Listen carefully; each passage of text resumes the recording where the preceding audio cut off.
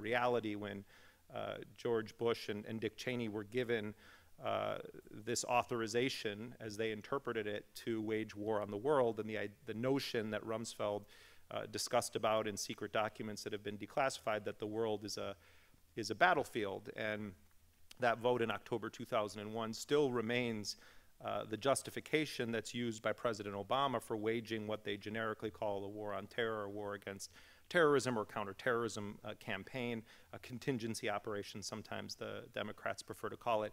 But Michael Flynn was there from the very beginning, and was really one of the people credited with coming up with this concept at JSOC that in order to fight networks and groups like Al-Qaeda, that the US military itself has to start thinking like them, and also adapting to their tactics by adopting some of their tactics. And so that's really when you started to see very serious targeted assassinations, but also a increasing reliance on drone warfare. And you know, Flynn falls into the category, and I've interviewed Michael Flynn. I mean, Flynn falls into the category of people like General Jerry Boykin, who is an avowed Christian supremacist, who was one of the leaders of the U.S. campaign in Somalia in the early 1990s, and then has risen even in retirement through the ranks of prominence within the special operations community, to be seen sort of as a kind of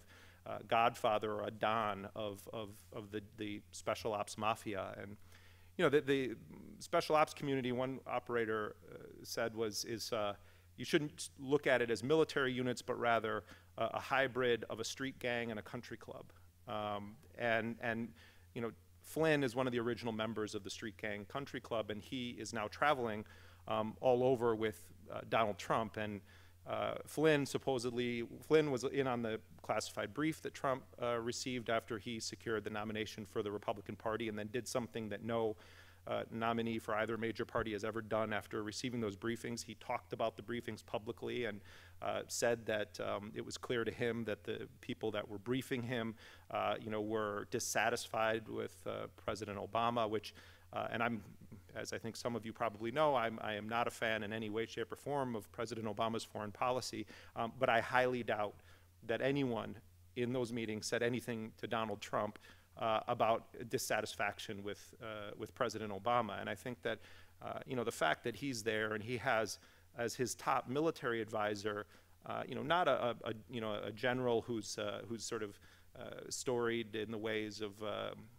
of conventional warfare, or as a military strategist, and in terms of how diplomacy and military operations are meant to be together or apart at times. He has someone that really is used to having carte blanche ability to assassinate people, and that is the person who has his ear. And you know, it could be that he's basically preparing for Michael Flynn to become the Secretary of Defense or the director of the Central Intelligence Agency, and that's a very important development for people to watch. And yet, when you sort of watch the coverage of these campaigns, Jimmy Fallon tussling Donald Trump's hair, you know, Hillary Clinton being sick, and does she have epilepsy, and what are her, you know, blue sunglasses? And I'm not saying that some of these aren't, you know, relevant stories. I mean, the health of a presidential candidate, of course, is relevant, but how is it that in a sea of cable news that you can't escape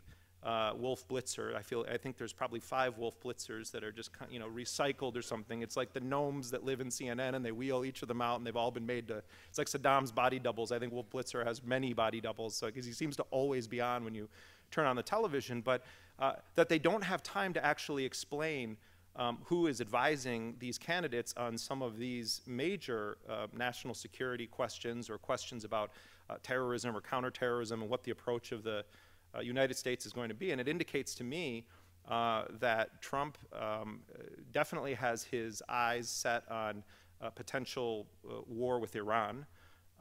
Most certainly is going to expand the kinds of bombing campaigns that we're now seeing the U.S. waging in both Syria and Iraq, but also take everything that Cheney and company love about what Obama has legitimized in terms of drone strikes and assassinations and night raids and covert operations, and then reunite it with the idea that torture is an acceptable form of conduct for U.S. operatives to engage in as they pursue the fight against terrorism around the world. Now, you know, I think it's very, to go after Donald Trump is low-hanging fruit. I mean, he is at times a quite overt fascist in his speeches and in some of his policy positions. His advisors are all very extremist characters.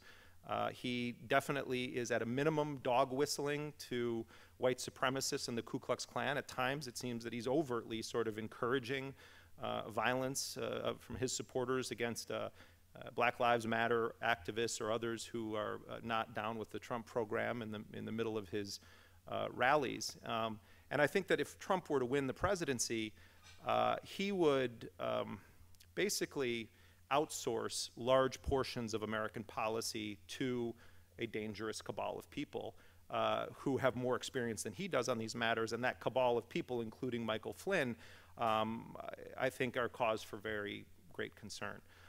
But if we look at Hillary Clinton and we assess what would a Hillary Clinton presidency look like in comparison to a Trump presidency, I mean, obviously we would have a person who is not a clown in the sense that Trump is, you know, ruling the country and you know, the idea that, oh, we're going to make bombs great again, we're going to make America great again, we're going to do, you know, we're going to make white supremacy great again. I mean, Hillary Clinton is a very sophisticated political operator.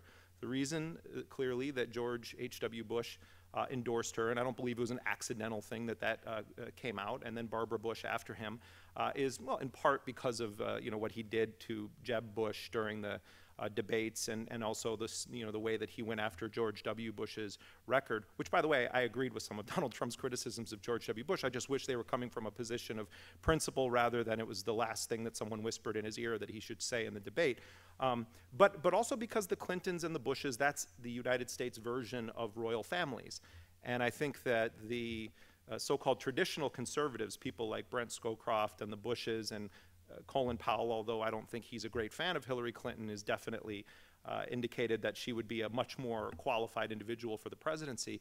I think that, you know, what we're really seeing here, or we're getting a brief glimpse into how the empire preserves itself. And what's very interesting is that Hillary Clinton has received the endorsement of a number of very prominent neoconservatives who were really part of the core brain team that came up with the concept of the Project for a New American Century and this idea of regime change and redrawing the maps of the Middle East, the Wolfowitzes and the Rumsfelds of the world. Now, Rumsfeld is with Trump and Wolfowitz hasn't declared, but you have the Kagans, who are major intellectual sort of fruit bearers of the neoconservative movement. Max Boot, who has never met a war, he doesn't want someone else to fight. You have a number of publications, Bill Kristol, the Weekly Standard, that are endorsing Hillary Clinton, and there's this whole Conservatives for Clinton movement. Now, I don't view those people as sort of brave, bold individuals in a time of a potential horror in Donald Trump. She is their preferred candidate. Maybe not on some domestic issues, and maybe not everything about how she would conduct American foreign policy or diplomacy, but make no mistake about it, Hillary Clinton is the candidate of empire, not Donald Trump. Hillary Clinton is perceived by the defense industry, the war industry, as the safest bet for their profits, not for the world. And that's why Hillary Clinton is just killing Donald Trump on contributions from large defense corporations. And it's why she's getting the support of the elite of the Republican Party foreign policy establishment. You know, Donald Trump can cart out people from the military and say, well, here are these 17 you know, former officers or senior officers who are endorsing me. But when you start to look into who many of these people are, they come from a Christian supremacist tradition within the United States military and are not known as being sort of you know, objective observers. They are people that have very extremist reputations. Hillary Clinton was a major player in the expansion of the U.S. drone program and the paramilitarization of the State Department's role in the world, where the State Department was often working hand in hand with not only the CIA and the U.S. military in terms of getting country permissions for them to come in, but actively assisting in offensive, covert, and clandestine operations. In the book that I'm here to talk about tonight, which was published with my colleagues at the Intercept, we publish dozens of secret and top secret and some confidential, and those are all designations within the intelligence community, documents on the drone program. And several of the documents provide us the first look that we've had into how the official architecture of the assassination program was designed to operate by those who are running it. And what do I mean by that? What I mean is that we published, for instance, a chart that we call the kill chain, which shows the process by which the United States military goes from identifying and tracking individuals that they want to either capture or kill, and then going through their own military command, and then up through the civilian channels to the president's desk. And Hillary Clinton, when she was Secretary of State, was at the very top of that chain, with President Obama signing off on each of the individuals that the president was clearing for death by either drone or, in some cases, night raids. And so one of the things that's interesting about that is that you see that Hillary Clinton knows very well how this, and many international law experts would argue, how this extrajudicial parallel justice system was built. And yet you don't ever hear her asked about her role in Yemen or Libya. Donald Trump talks about her disastrous policies in Libya, but mostly he's talking about Benghazi, which is another story. And I think that Hillary Clinton can be very thankful that the Republicans who were investigating Benghazi are as batshit crazy as they are, because there are real questions there. But because it was just a carnival of cuckoo on Capitol Hill, none of those real questions were actually asked. She wasn't asked about the covert operations that were being run by John Brennan and the CIA or the Joint Special Operations Command. And if you look around, you can find that some of the people in the special operations community have leaked bits and pieces of information out about what was going on prior to the U.S. consulate and the annex being overrun in Libya. So Hillary won't be asked about that. Trump is basically just focused on the idea that somehow Hillary Clinton and Susan Rice, of course it was the two women, Hillary Clinton and Susan Rice wanted Ambassador Stevens to be killed, or somehow refused to provide the necessary backup to fight off that attack. Now, I think she should have to answer those questions, and they asked them of her repeatedly for, I think, 11 hours or something, but never asking questions about what may have precipitated or spurred the individuals who laid siege to our missions there and killed the U.S. ambassador and other Americans. And he's alluded to the idea that Hillary's a regime change candidate, but mostly it was Bernie Sanders at the very end who started talking about Hillary and regime change. But the fact is that Hillary Clinton has been a part of this bipartisan, very hawkish foreign policy tradition since her husband was president. And she wants to say, well, that was Bill's presidency, and I'm my own person, so you should take me on my record. Part of that, I think, is fair, except that Hillary and Bill advertised themselves as a co-presidency in the 1990s. And when there's positives to talk about from the Clinton era, Hillary Clinton will definitely focus on that and assign herself a position of centrality to those positions in endorsing them and saying this is what we need more of. But then when it comes to any kind of a critique or a criticism, it's sort of like, well, that was my husband's presidency. So you can't have it both ways. And I think that it's very clear, and I think that the vicious attacks against Hillary Clinton in the 1990s were overwhelmingly motivated by misogyny and sexism. And I think that some of Hillary Clinton's almost unprecedented unpopularity numbers in certain segments of our society are in large part a result of sexism. That doesn't mean, though, that at the same time, Hillary Clinton does not have a reprehensible record on many of the issues, at least that I focus on, when you're talking about the way that the iron fist of militarism backs up the more hidden hand of free market economics around the world. The Clintons and the Bushes have very much in common in terms of their global outlook. And I think that George H.W. Bush's endorsement of Hillary Clinton should not come as a surprise, and it's not some brave move. It's a bit unusual, but there's not some like spine there that should be praised. It's the empire defending its own interests from an unknown individual, on the international stage like Donald Trump. And don't get me wrong, I do not want a Donald Trump presidency, and I don't tell people who to vote for, and I'm not saying, oh, you should feel bad about voting for Hillary Clinton. My view of it is that I don't understand people who are like really enthusiastic, like, oh my God, I'm with her. Oh my God, I'm with her. I don't get that mentality. I do get strategic, I'm voting for her, or I want our first woman president. I guess I get that, and I respect that.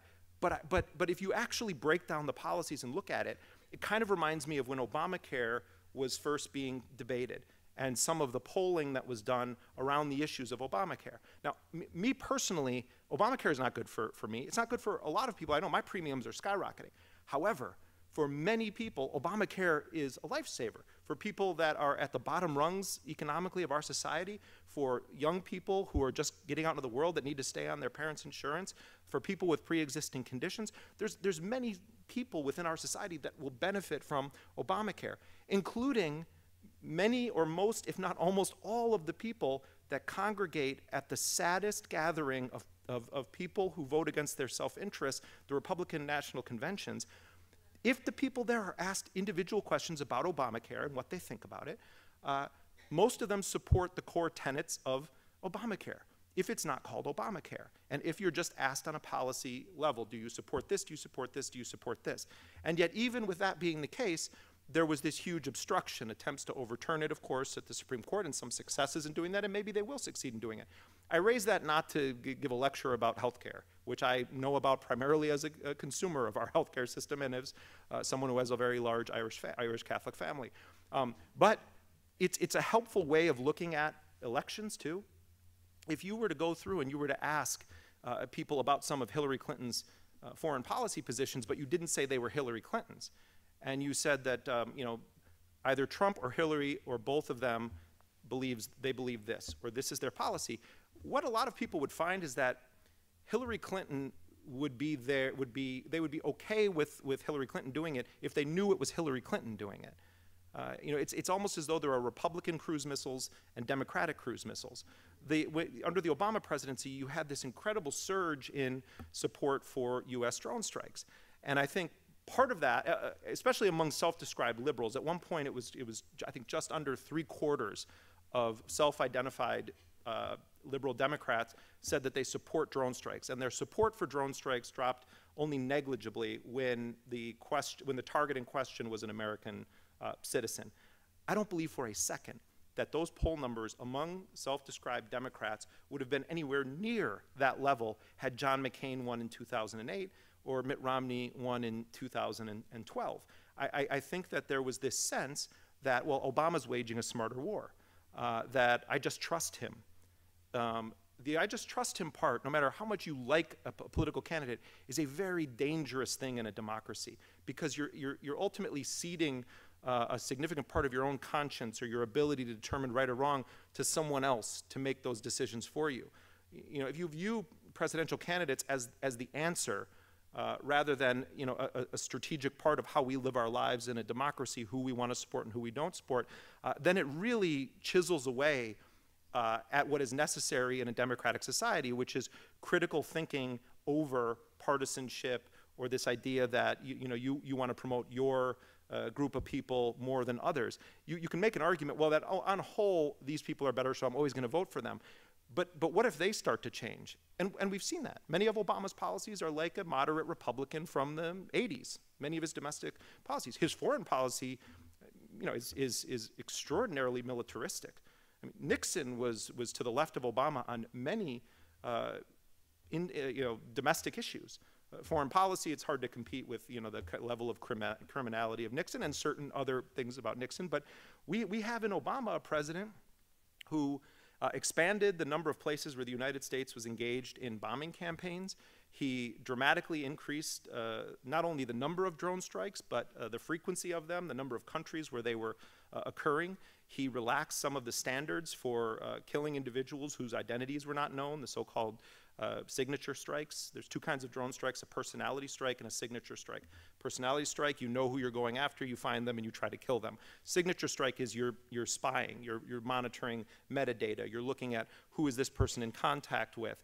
Were they in this place at the same time as these other SIM cards were there, or this handset from a mobile phone was there, or are these people emailing with each other? And you don't necessarily know who they are, but if they're in a certain area of Pakistan and they happen to be a military-aged male and they're with other people in Pakistan or Yemen in a certain area, then it's okay to take them out on the presumption that they probably were terrorists.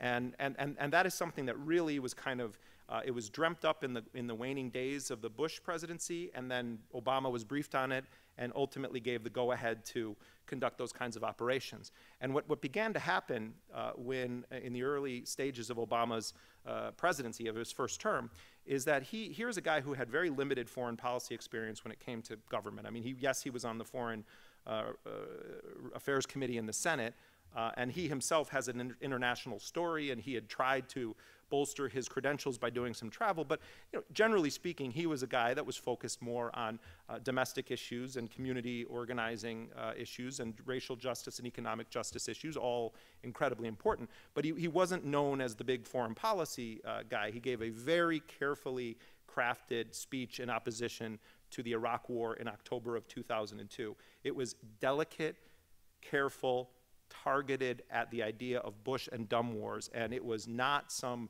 break from the tradition of US militarism.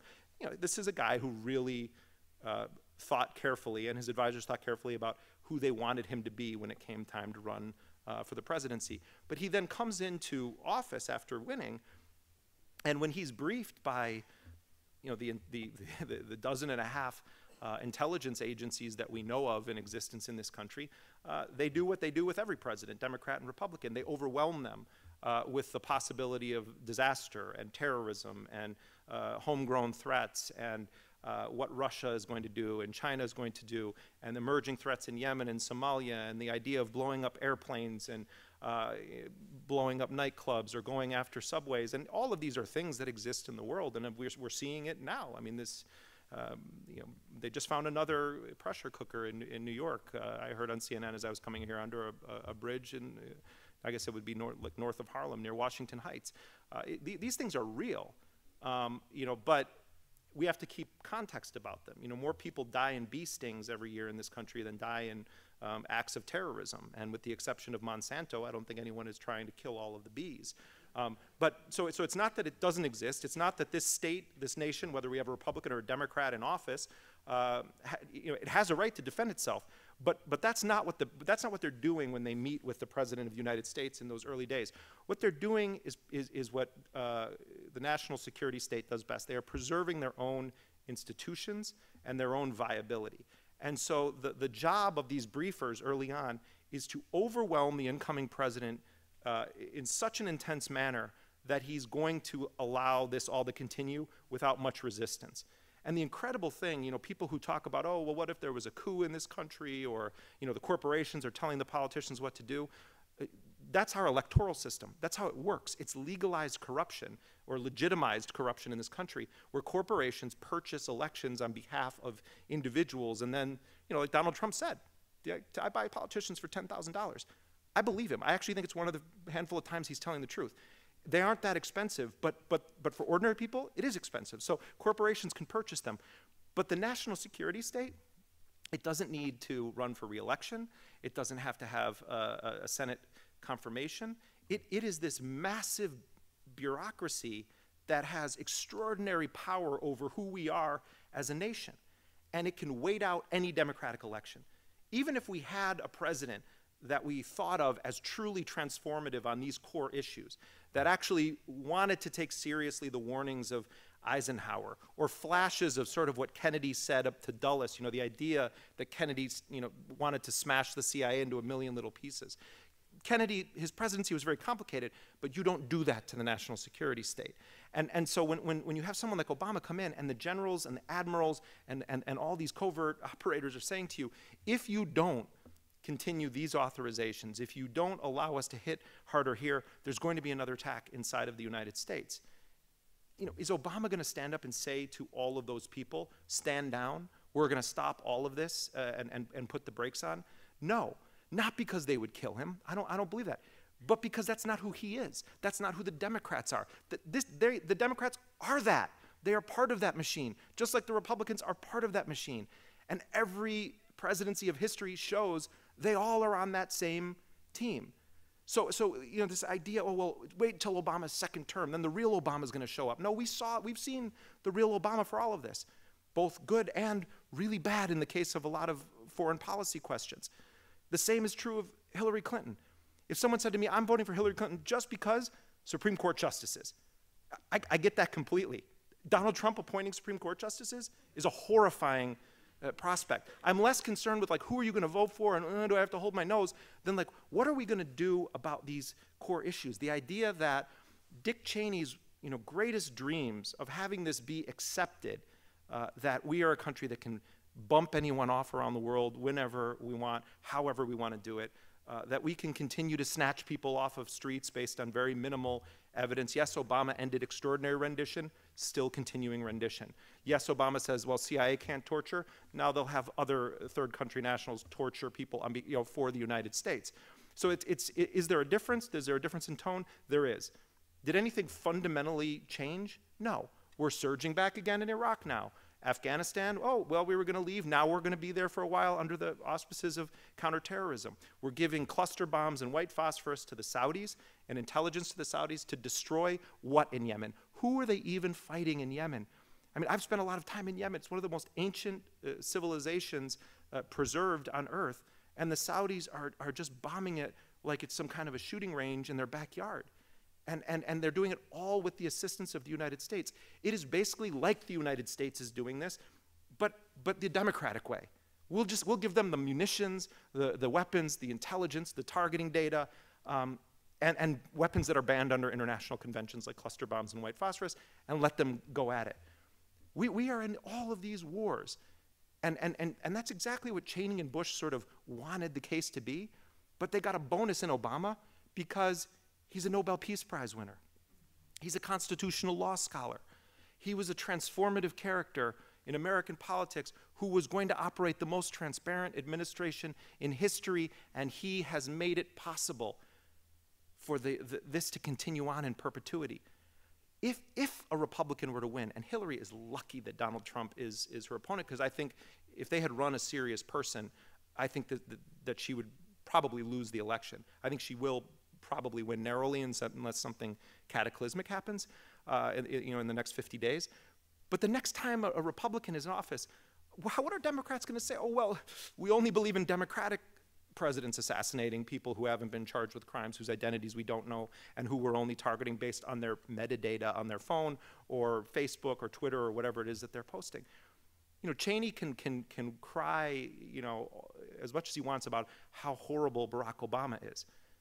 But quietly, those guys are glad that he did what he did because he legitimized their criminal enterprise and cleaned up the sort of program for Congress and others in the US government bureaucracy to a point now where it's just an acceptable part of the United States that we have a secret process that involves largely unelected people developing what are called baseball cards of suspected terrorists, and they put their statistics on them. You know, we believe to be attached to this group, and they were in this place, and here are their known associates, and maybe, you know, this person was a facilitator of an IED that was used to try to attack U.S. forces in Helmand Province. You know, they have those things, and they call them baseball cards, and we have these in the book. And then those people get nominated. You know, usually nominations are a good thing. You know, you get nominated for a position somewhere or for an award. Well, this is getting nominated for a secret judicial system where you can get the death penalty and not know you've even been convicted of anything. And this is the process that now is basically set in stone as a power and an authority of the executive branch of the U.S. government, where you have individuals who mostly are at the deputy level within the State Department, Department of Defense, the CIA, et cetera, reviewing these baseball cards and then making recommendations that then go higher to the cabinet level officials, including the Secretary of State. So now John Kerry is doing this. Before him, Hillary Clinton was as well. And they review these people and decide who they believe is worthy of death. And they make their recommendations along with the National Security Advisor to the President of the United States, who then signs off, and we have all the documents that show this, signs off on killing those people. Now, the New York Times and other publications have reported that Obama signs off on each strike. That's not true. He signs off on each individual person who they are going to target in a strike. And if they're going to do certain strikes where there's unknown individuals involved, it's brought to the President, and the President reviews it and then gives his up or down. And so what these documents reveal in the way that it's almost like the banality of a corporate slideshow at times. And in fact, parts of the documents were prepared by the National Security Division of the IBM Corporation. It basically shows how we do have this system where the President and a small group of people serve as the prosecutor, the jury, the judge, and ultimately the executioner who metes out death overwhelmingly by drone strike. And under President Obama, that is going to be one of the legacies. It's not about the drones. And the opening sentence of this book is that, you know, that drones are a tool, not a policy. The policy is assassination.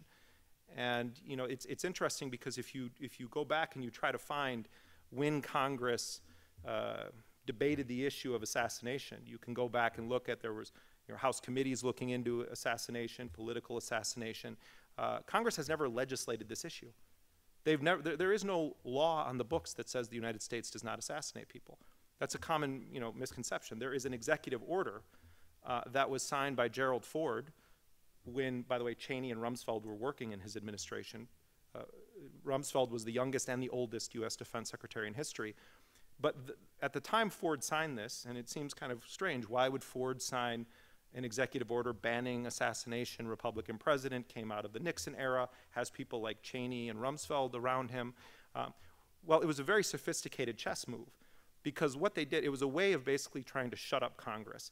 And it was a response to the fact that Congress was establishing these intelligence committees that were going to have oversight of the Central Intelligence Agency, which the CIA did not, under any circumstances, want.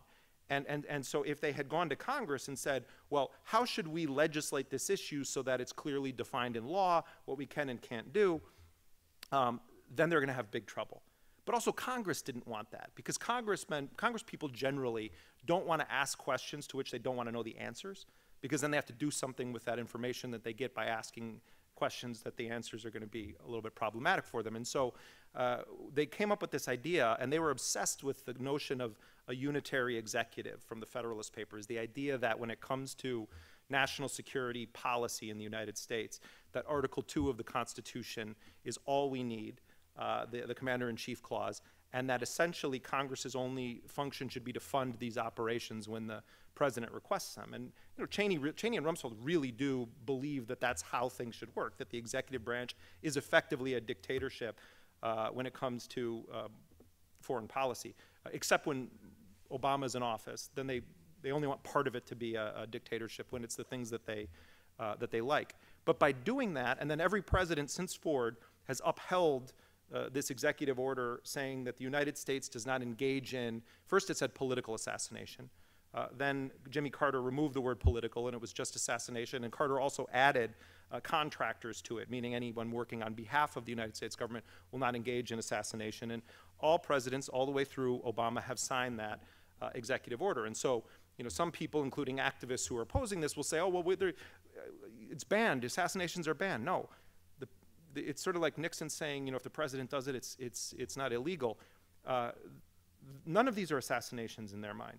You know, killing someone in an open field, you know, with a missile who has no weapon and is not like shooting at anyone, and a person you're intending to kill, who you haven't charged with a crime. I mean, this is assassination. What is the big difference between walking up to someone in a cafe and shooting them in the head and blowing them up in a field off of a declared battlefield? I mean, it is assassination what we're engaged in. But instead, they'll call it something else: a targeted strike, you know, a targeted killing. They'll say that this is justified because they were members of an affiliated group or an associated group. And they've redefined, and we put this document in the book too, the Justice Department has redefined the word imminent in the phrase imminent threat to such a degree that anyone with even base knowledge of the English language wouldn't recognize the definition of the word imminent. Because it's basically, if someone has ever had a thought about anything that we don't like in the world, then they're an ongoing and imminent threat. I mean, it's not exactly what I just said. I'm making a not funny joke, but if you read the actual definition that the Justice Department put forward, it basically is like if you've ever been affiliated with any terror organization or militant group, or you've ever posted things that are praising the killing of American officials, then you are considered an imminent threat. Even if you live in the middle of nowhere, Mountains,ville, Yemen, and have no ability to attack anyone in any way except for your neighbors, you still can be killed with the justification that you represented an imminent threat.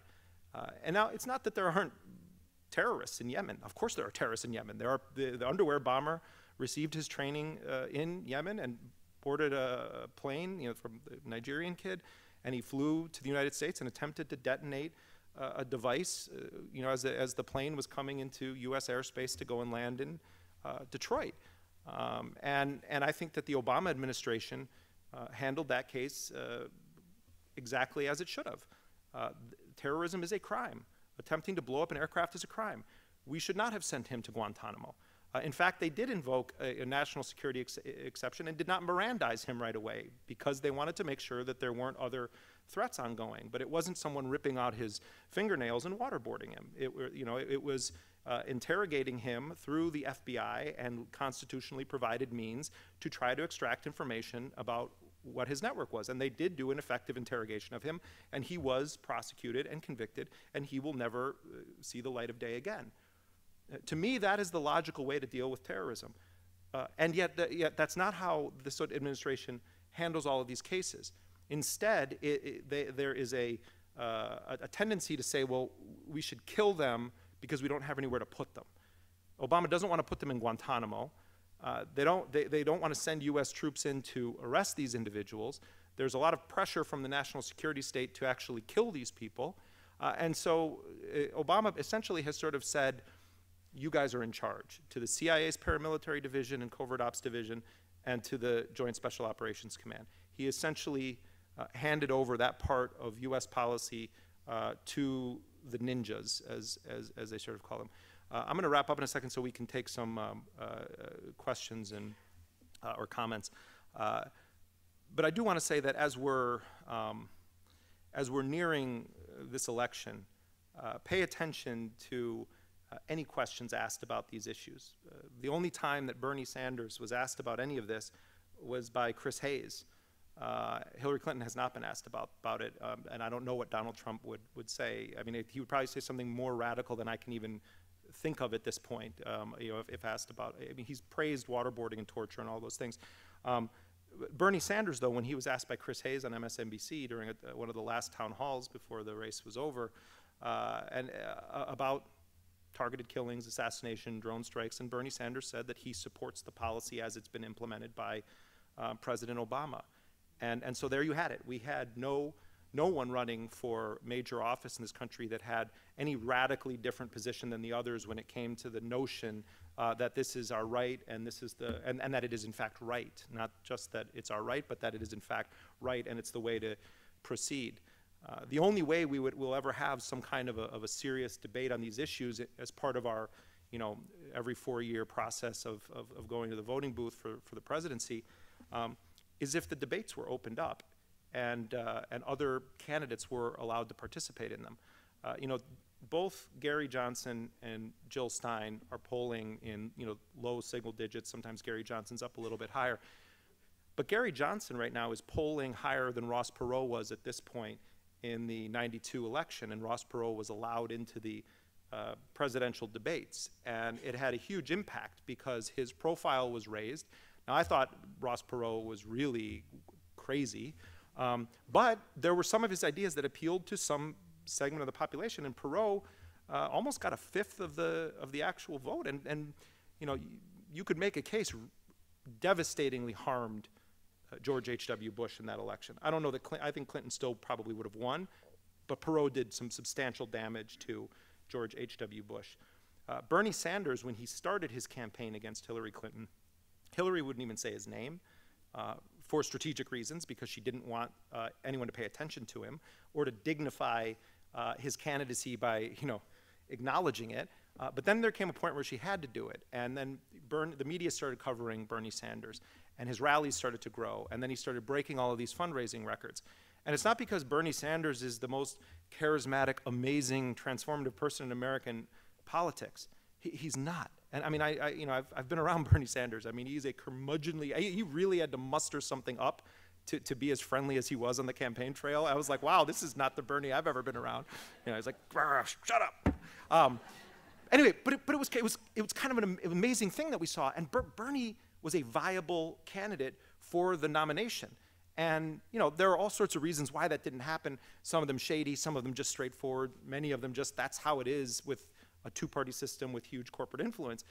But the point I'm making is that it could have almost been anyone in that position with that general set of principles like Bernie, and if people get to hear them in a sort of recurring way, and not just in a clip or showing someone screaming at a demonstration, if the ideas presented by people like Bernie Sanders or Dennis Kucinich or others, if people actually get a chance to hear them on the big stage, then you realize that we're not a country of only Democrat, Republican, that actually there's a huge swath of people that feel totally alienated or like they're being forced into this kind of narrow selection. So if we had a Gary Johnson from the Libertarians and a Jill Stein on the stage, what would the harm of that be to anyone except the two-party system? What would be the harm of saying, okay, these guys are okay, they're only polling at 4% or 7%.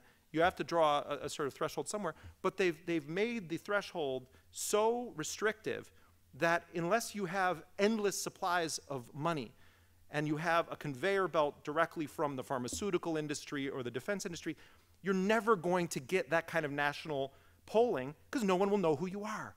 And it's not about you as a person. It's that no one will hear that there's someone with ideas that really relate to me more than either of those people. So the point being, we can try to say, well, we shouldn't be doing assassinations, and oh my God, there has to be accountability for this, and the United States should ratify an international criminal court and hold its own forces accountable in the same way we expect the former Yugoslavia or Rwanda. I'm all for seeing Bashar al-Assad at a war crimes tribunal, but he should also be there with the people running the proxy war there for the United States and Russia, etc. But that's a controversial thing. That's not how it works. It's victor's justice in the world, or justice for people who happen to have a veto at the UN Security Council or nuclear weapons in their possession. But we can campaign on all of these issues, but unless we get these big corporations out of our political process and open up, it's not saying, oh, I want the Green Party or I want the Libertarians. Open the floor a little bit more, and we have a lot of smart people in this country. Let them listen to what everyone is saying. And I think what we would find is that those two parties would have to do a lot more listening to people. They would have to fight for their continued relevance. They couldn't take the votes of huge blocks of people in this country for granted. There wouldn't just be the, well, I'm going to hold my nose and vote for candidate X. It would be, well, I'm actually going to give it a try this year and vote for this other party. It would radically change things in this country. Not overnight, but it would be a huge scandal for the Democrats and the Republicans to deal with, because it would sort of be like an emperor has no clothes moments when you actually have people that are not beholden to big corporate interests or have not been so immersed in the politics of empire that their personality has become a series of advisors' opinions that you blurt out. In many ways, Hillary Clinton is kind of like a walking, living hedge fund. And Donald Trump is, essence of Hitler. And it's like, it's a terrible choice that we're being told falsely is our choice in this country. But unless we do something about corporate money in politics, it's going to continue to be the choice, maybe not as cartoonish as it is this year, but it's going to basically boil down to it like that. So with that extremely depressing ending, I'm going to pass out. The Free Library gave us razor blades for everyone to take care of business. But I thank you very much for your time, and I'm happy to hear questions or comments. I wanted to ask if you could just make a couple of comments about our relationship with Saudi Arabia, and also any comment on Gitmo. I'm sorry, the last? On Guantanamo. On Guantanamo. Well, to start sort of in reverse order, there was this article in the New York Times this morning, or maybe it was the Wall Street Journal, about these 3 prisoners who were taken by the CIA who are now being categorized as forever prisoners. You know, I think it's possible, but extremely unlikely that Obama is going to be able to push through releasing now we're in double digits number of people remaining at Guantanamo, and I think that's a very disturbing reality. I mean, I can talk to you for a long time about why I think that happened and the failures early on within the Obama administration, and you know, everyone that worked on that issue quietly resigned. Greg Craig and others just kind of left that administration. But the failure to empty it before his time in office, matched with a Trump victory, I think means that they're probably going to start trying to fill it up again, or return to that. People like General Flynn are very big on the idea, and it's a clever line, and I think that in part they believe it, but I also think that it's just a political convenience. But the line of people like General Flynn and the sort of operators in the world of JSOC and CIA is we'd much rather interrogate people than kill them in a drone strike. Because if we kill them in a drone strike, we can't ask them questions about who's ahead of them, who's ahead of them. You know, the number 3 person gets killed all the time, and it sort of is a joke within that world and sometimes in broader society. But there is some truth to it. Like, you know, don't you want to talk to suspects to try to figure out, are there other people? So I think if it stays open and they populate it, it's going to be cloaked in that kind of language, that it's a smarter way of doing it, and then they'll come up with some alternative reality where they'll say there's a justice system there. So I think that's a devastating failure, especially to just get it before the election, because you know, maybe Hillary Clinton will carry on and close it, but it's going to be tough. You know, it'll depend also on the races in the House and the Senate, and that's all sort of insider baseball stuff that I'm sure we all follow to one degree or another.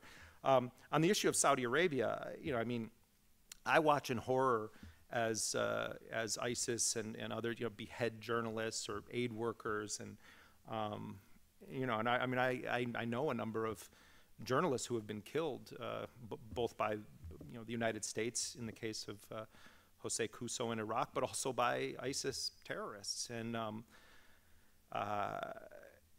you know, and I bring that up in relation to Saudi Arabia because I also have watched leaked videos out of Saudi Arabia of their police chopping off the head of an immigrant woman in the middle of the street. And Saudi Arabia is regularly beheading people. And Saudi Arabia is considered a great U.S. ally. You know, the Saudis are at present committing daily war crimes in Yemen. And the United States, occasionally Samantha Power will like say something about, oh, Saudi shouldn't be doing this. And it's really, I want to talk to a psychologist about the tweets of some of these officials in the White House. You're giving them the weapons to do it. How are you then saying, well, they shouldn't be using cluster bombs? Where'd they get the cluster bombs?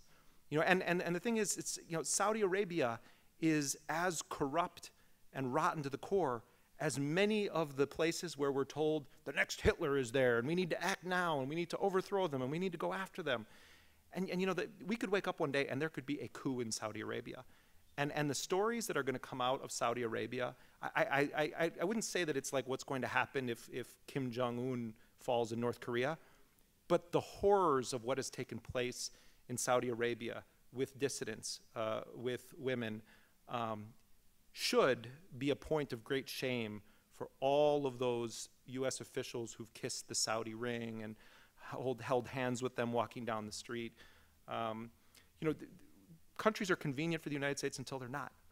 You know, Saddam during the Iran-Iraq war, you know, he was our son of a bitch, you know, and that's how he was referred to. The U.S., in fact, I met one of the colonels whose job it was to give Saddam Hussein's commanders targeting points inside of Iran at a time that the United States was arming both Iran and Iraq. We talk about, oh, Saddam gassed the Kurds in the north of Iraq. He did it with U.S. Bell helicopters and munitions that were sold to him because the Reagan administration lifted Iraq from the list of state sponsors of terrorism.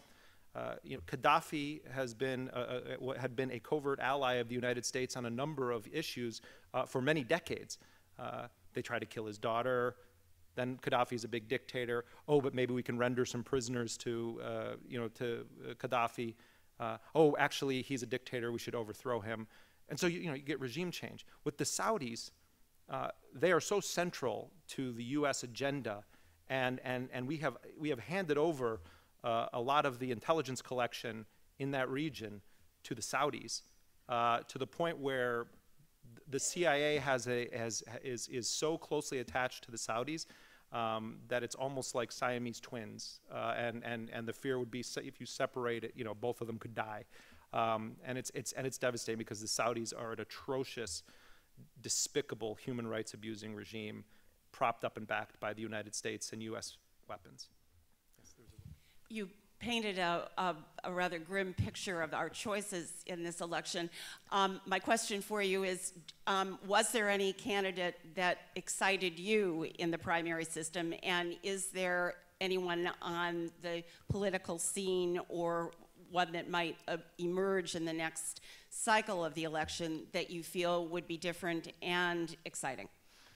Well, I mean, I think that first of all, I think that Rand Paul was an extraordinary disappointment on the Republican side, and I'm certainly not a Republican, but Ron Paul, who of course ran for the nomination of the Republicans. He didn't run this time, but he ran the last few times. Often would make points in the debates that were extremely smart and that I agreed with, very passionately. He also said things and is about things that I find despicable. But many of his ideas on foreign policy I thought were pretty spot on, coming from a kind of libertarian perspective as he does. There were flashes of that with Rand Paul, but then he made the mistake of way too early selling all of his principles off to various interests of the Republican Party, and as a result was a completely uninteresting candidate on the Republican side.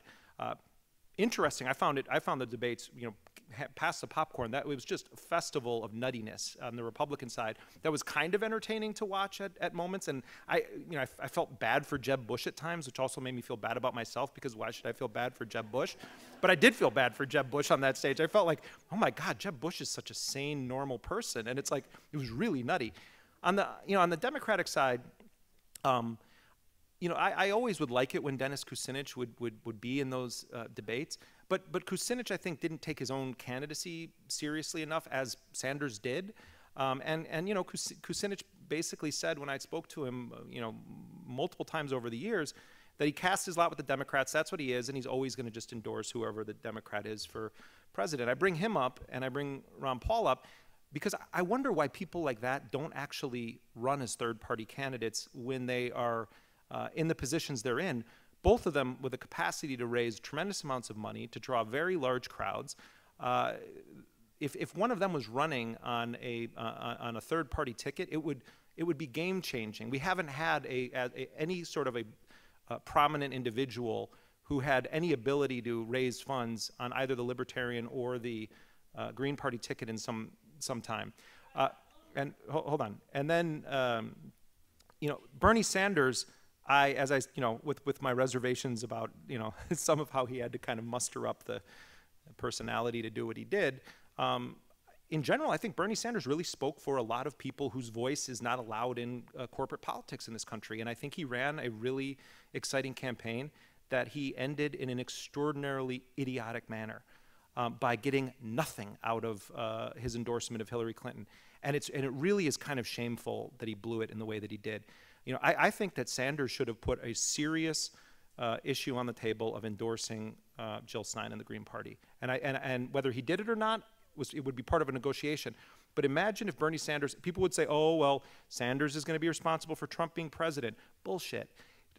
What was Sanders saying every day on the campaign trail? So much that it drove us all nuts. It's a rigged system. Over and over and over.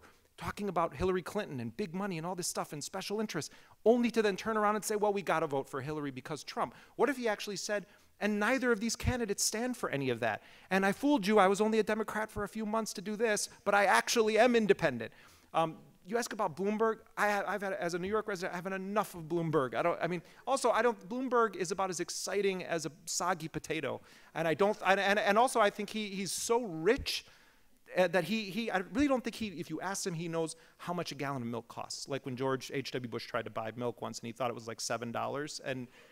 But now it almost is $7. But Bloomberg, no, there's no one like that. I think Gary Johnson and Jill Stein are very interesting people, neither of whom ever have a chance in hell of winning, even if they are allowed in the debates, because they're not that, they don't have it, you know, they don't have the fire. So that's why I say people who can capture the imagination have to start thinking about shaking up the system in the third party. But yeah, Bernie was about as good as we've gotten in our generation in terms of a viable candidate who actually came very close to winning the nomination of the Democratic Party, in part because of Hillary's policies and also because of sexism against Hillary. I think Hillary is a complicated person to talk about, just like Obama is. Horrible racism against Obama, horrible sexism against Hillary, but both very deserving of intense, fierce criticism, and they need to be held accountable. The Assassination Program, it sort of sounds like a whack-a-mole kind of situation that could go on in perpetuity. I guess that's what the AUMF is sort of designed to allow for. But at these high levels of policymaking, is there any conversation happening about what's the end game? Does it go on forever? And if not, how do we deal with the fact that it just begets more and more of these same issues that it's trying to solve? I mean, that's a great question. First of all, it's a question we as journalists ask officials or sources who have access to some of those meetings. And you know, if you recall, President Obama did say in what was billed as his first major policy address on targeted killing, this was, I think, 6 years into the drone program being operative under him, he said that it can't go on forever and that we can't have a forever war. And he said a number of things in that speech that that sound really good and that are good ideas or good principles, but all of the policies that have been put in place indicate that they're preparing for the opposite of that. And what do I mean by that? Well, you know, it was very interesting to look at, and someday maybe there will be a critical biography written of John Brennan, who was really kind of the drone czar under Obama, and of course career CIA guy, now director of the CIA. First time around when Obama tried to make him CIA director, Democrats rightly filibustered it because of the issue of his views on torture, or, you know, under the Bush era. But then they snuck him in the back door in a non-confirmed position, and he wielded tremendous power. And what he did is he built up, you know, what they call the disposition matrix, this infrastructure for essentially, it's essentially like an algorithm with a little bit of human input for determining who should live and die, who we can capture, how we should capture them, how we should kill them, what the consequences of sending in ground troops would be versus, using a drone strike. You know, things that are calculated on a daily basis by military planners in the battlefield, but it now has been solidified under this administration because they said that they wanted to have accountability, and they wanted it to be effectively a regulated industry. You know, the killing industry is sort of regulated under the Democrats now.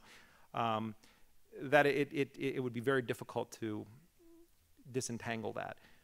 And you know, lawyers that I know from the ACLU who have been on the front lines of this and represented people like Anwar al-Awlaki's family, the American who was killed in the drone strike, and his 16-year-old son who was killed in the drone strike 2 weeks later, you know, they've said that they are concerned that if they were to win one of these cases and then it goes to the Supreme Court, that the Supreme Court may actually rule that the executive is right, and that we do have this right to do this, and that we do have a right to kill American citizens in this manner, not to mention any other citizens of the world. And I think there is a decent shot that the Supreme Court would say, we're okay with this, and that would be very dangerous. So, you know, the short answer is that I do think that we are now in an age where this streamlined way of compiling information on everyone, databases, metadata, watch listing, all of this stuff, is going to be, rather than rolled back when the so-called wars draw down, but it's going to permeate into our society the same way that the paramilitarization of law enforcement has emerged in a very real way. You know, 1980, when Philadelphia police, dropped a bomb on the MOVE organization, it was this huge thing, and people were, oh my God, it's like a military operation. Now, every time there's protests over these police killings of young African Americans, it's like the stormtroopers are in the streets, and part of that is because we have a program at the Department of Homeland Security to provide local and state law enforcement agencies with military gear that the military doesn't need anymore from their foreign wars. So all of these things find a way of coming home. The mercenaries that were over in Iraq and Afghanistan, they came home, New Orleans, Katrina, disaster profiteering, and now private security forces are growing and growing and growing. The intelligence gathering a real light was shed by Edward Snowden. Local cops now have stingrays, and they have the same kinds of surveillance platforms that are used to, in the words of the intelligence community, track and whack people around the world. That stuff is slowly making its way onto the streets of American cities, being used to track people accused or suspected of everyday crimes. And so, we can say, oh, well, we're not going to do these kinds of drone operations in this case. The infrastructure is there, that it doesn't matter which toy they're using at any given time or which defense manufacturer happens to be in favor, so their toys go to the front of the line. It's a bipartisan thing that somehow got the stamp of legitimacy from Mr. Constitutional Law Scholar and the celebration of Dick Cheney, which is really scary. So I do think it's a kind of forever, it's going to become a forever part of our lives, whether it's drones or the surveillance or the militarization of the war on drugs or the paramilitarization of policing in general. And I'm really apologize on having to end on such a terribly depressing note, but I do mean it. If anyone has a question or they didn't get to say something, please feel free to come up even without a book. And thank you guys so much, and thank you to the Free Library of Philadelphia.